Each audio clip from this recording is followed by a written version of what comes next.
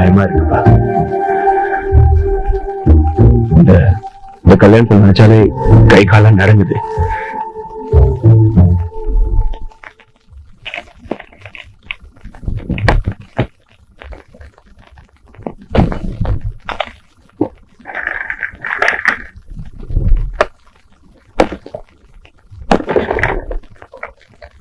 நம்மை இழிவு செய்யும் மடமையை கொளுத்துவோம், மடமையை கொளுத்துவோம். வைய வாழ்வு தன்னில் எந்த வகையினும் நமக்குள்ளே, வகையினும் நமக்குள்ளே.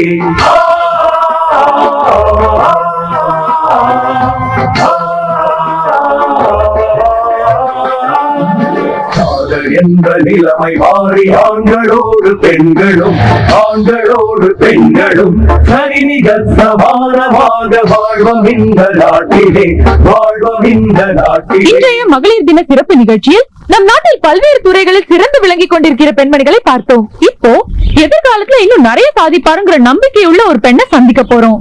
அகில இந்திய அளவில் விவசாய கல்லூரி மாணவர்களுக்குள் நடந்த போட்டியில் இயற்கை விவசாயத்தை பற்றி இவர் சமர்ப்பித்த கட்டுரை முதல் பரிசு பெற்றதோடு உலக விஞ்ஞானிகள் பாராட்டையும் பெற்றுள்ளது. அவர்தான் கோவை வேளாண்மை கல்லூரி மாணவி கயல்விழி.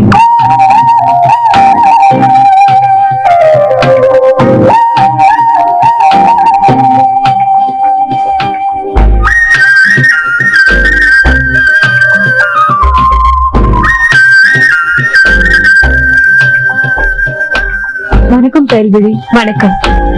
அனைவருக்கும் மகளிர் தின நல்வாழ்த்துக்கள். கயல், 10 வருஷத்துக்கு அப்புறம் நீங்க என்னவா இருக்கீங்க? என் குழந்தைங்களுக்கு பாசமான தாயா இருப்பேன். என் கணவருக்கு அன்பான மனைவியா இருப்பேன்.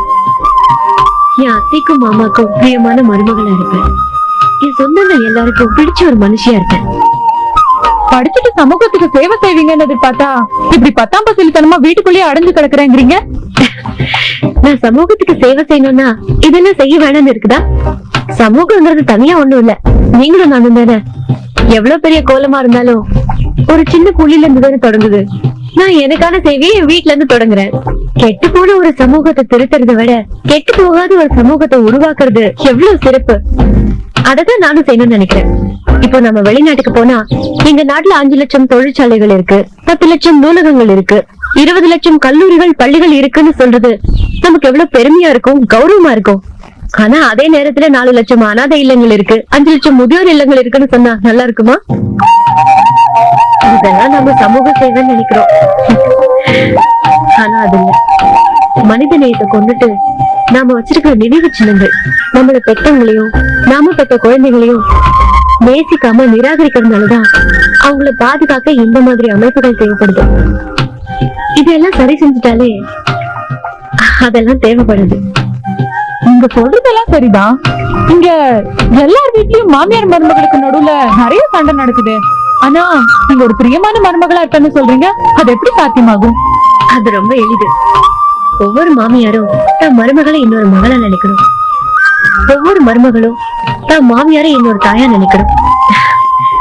நான் என் அத்தையை இன்னொரு தாயா நினைப்பேன். இவ்வளவு சின்ன வயசுல குடும்ப உறவுகள் பத்தியும் வாழ்க்கைய பத்தியும் தெளிவா பேசுறீங்க. அதுக்கு என்ன காரணம்? என் குடும்பம் தான் காரணம். அத பத்தி கொஞ்சம் சொல்லுங்களேன். அத சொல்ல முடியாது, பார்க்கணும். அது இந்த பூமியில இருக்கிற ஒரு சொர்க்கம். இதுதான் எங்க வீடு. அன்பு இல்லை. இது வெறும் செங்கலாலும் மணலாலும் சாந்தாலும் குழைச்சு கட்டப்பட்ட வீடு இல்ல.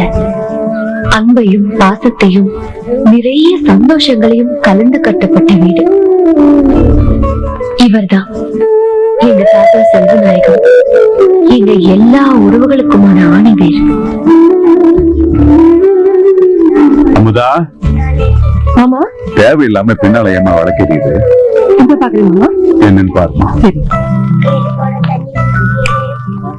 யாழி, நீ ஏன் அழுவுது? விளையாடிக்கிட்டு இருந்த பொம்மையை உடைச்சிட்டா, புதுசு வேணும்னு கேட்டு அழுதுகிட்டு இருக்காப்பா. சரி, வாங்கிதான் கூட. அரை காசு பெறாத மின்சாரத்தை சேமிக்க சொன்னவரு அவ சந்தோஷத்துக்காக 1000 ரூபாய் செலவழிக்க சொல்றாரு. இவர்தான் எங்க பெரிய மாமா வெற்றி செல்வன். இவர் எங்க சின்ன மாமா இளமாறன். இவங்கதான் எங்க வீட்டோட தொழில்துறை அமைச்சர்கள். எங்களோட எல்லா தொழிற்சாலைகளையும் இவங்கதான் பாத்துக்கிறாங்க. இவர்தான் எங்க நடு மாமா தமிழ்குமரன், இந்த வீட்டோட கல்வி அமைச்சர். ஏண்டா அவ்வளவா மதிப்பெண் போன முறை விட குறைவா இருக்கு? ஒழுங்கா படிக்கலையா? அழக்கூடாது, சொல்லு. ஏன் மதிப்பெண் குறைஞ்சது? ஏன் படிக்கல? சொல்ற, ஒழுங்கா படிக்கலையா? என்னம்மா என்ன எடுத்துட்டு போற? மதிப்பெண் குறைவா வாங்கிட்டு அழுகுற? கேக்குது பதில் சொல்லு. ஒண்ணு போடுற. ஏன் மதிப்பெண் குறைவா வாங்குற? என்ன சத்தம்? அப்பா ஏன் ஒண்ணு அழுகுற? இல்லப்பா, மதிப்பெண் ரொம்ப குறைவா வாங்கிருக்கிறான், அதான் கேட்டுட்டு இருக்கேன்பா. இவங்கதான் எங்க பெரிய அத்தை அமுதவல்லி. இந்த வீட்டுல நாங்க மட்டும் இல்ல, இந்த நாய்களும் பூனைகளும் இந்த பறவைகளும் இவங்களுக்கு செல்லங்கள் தான். இது எங்க சின்ன அத்தை அன்பு செல்வி. இது எங்க நடுவத்தை கனிமொழி. இவங்க 2 பேரும் தான் இந்த வீட்டோட உணவுத்துறை அமைச்சர்கள்.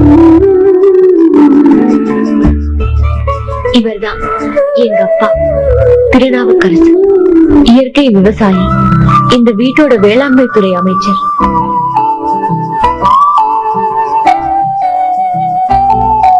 இவங்கதான் எங்க அம்மா மணிமேகலை.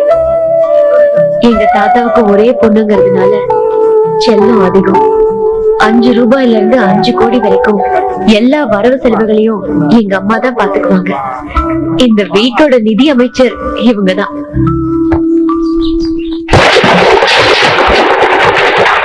இவர் எங்க மணி அண்ணா, இந்த வீட்டுல வேலை செய்றாரு. இவங்க அழகக்கா, அவரோட துணைவியார்.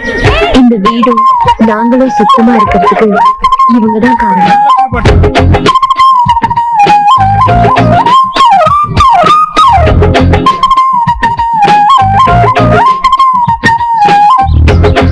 நாங்கன்னா இவங்களுக்கு உயிர். இதோ வராரே, இவர்தான் எங்க பெரிய மாமாவோட மகன் முதினன், இந்த வீட்டோட கதாநாயகன். ஐயா மேற்படிப்புக்காக அடுத்த வாரம் ஆஸ்திரேலியா போறாரு. எங்க அதிகபட்ச சந்தோஷமே இவரை சீண்டி விளையாடுறதுதான்.